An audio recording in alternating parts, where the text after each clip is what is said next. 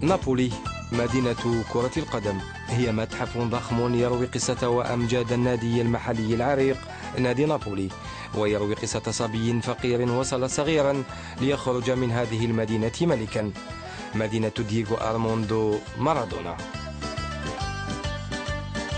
هو المكان الذي اختاره الدولي الجزائري فوزي غلام ليعيش حلما.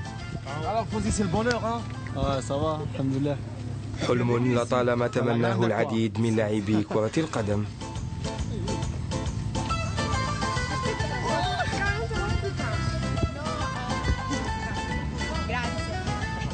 Quand il fait beau, il y a plus de monde encore. Ouais.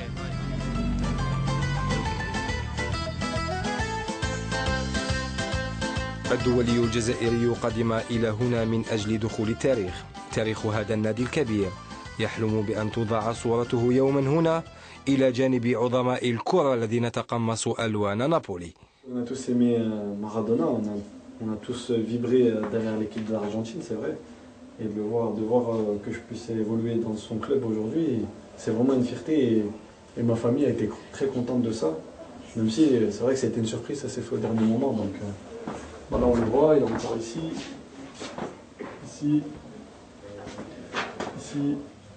الدفاع عن ناد كبير بحجم نادي نابولي يعني اللعب إلى جانب نجوم كبار وفي ملعب اسمه سان بولو.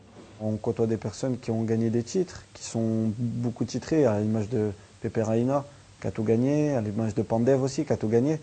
J'ai qu'une Coupe de la Ligue à mon actif, et quand on voit que certains ont des Coupes du Monde, des Coupes d'Europe, des Champions League, c'est vrai que c'est assez intimidant. Et j'ai vécu 3 stades dans ma vie. Le stade Geoffrey Guichard, qui est exceptionnel, le stade de Blida, qui est gigantesque, et le stade de Sao Paulo, qui m'a vraiment surpris. الشهرة كانت في الموعد ومنذ اللحظات الأولى. Je me suis retrouvé dans le quartier arabe, qu'avec des Algériens. Donc déjà, quand on se retrouve à Naples, avec les tifosi de Naples, on se retrouve avec énormément de photos. Alors là, avec les tifosi de Naples et d'Algérie, là, j'arrivais plus à sortir de la boucherie. Je suis resté plus d'une heure dans une boucherie à acheter de la viande. كأس العالم في البرازيل بالنسبة لغلام بدأت من هنا من ملعب نابولي. C'est vrai qu'on parle un petit peu avec Dries Mertens parce qu'on joue contre eux le premier match d'ouverture. Donc c'est vrai que c'est une équipe qui est, on va dire, favorite dans notre groupe. Et voilà, je pense qu'eux, ils ont peut-être peur de perdre ce premier match. Et nous, on a rien à perdre et on a tout à gagner. Donc on va essayer de jouer le va-tout et on va essayer de se qualifier et de rendre le peuple fier de nous. الكالتشيو الإيطالي جنة المدافعين. جوزيبي بروسكولوتي المدافع السابق القوي لنادي نابولي يشرف اليوم على مطعم للبيتزا يحمل اسم العاشر ماي من عام 87، وهو تاريخ تتويج نابولي بسكوديتو الإيطالي. الصديق الحميم لمارادونا له رأيه حول غلام. Le qualità, quelle che dicono, insomma ci dovrebbero essere, poi il campo fa vedere, è lui che poi deve far vedere realmente. Ho visto che c'ha un bel piede perché quando mette la palla c'ha un bel sinistro, forse deve migliorare un po' in quello che è il reparto difensivo come marcatore, come difensore. تاريخ نادي نابولي الكبير صنع في هذا الملعب، ملعب سان بولو. علاقة والحب التي تربط هذا النادي بمشجعيه تترجم على مدرجاته، مدرجات يسكنها نهاية كل أسبوع حوالي 30,000 متفرج. ملعب اكتسى قبل 50 عاما حلة زرقاء وأعطى وعدا أن تبقى هذه الحلة زرقاء وإلى الأبد. فوزي غلام كان مفاجأة سارة لطالما انتظرها الأنصار، وسكن منذ الأسابيع الأولى قلوب التيفوزي. Mi pare che è un bel giocatore, funziona, gioca bene.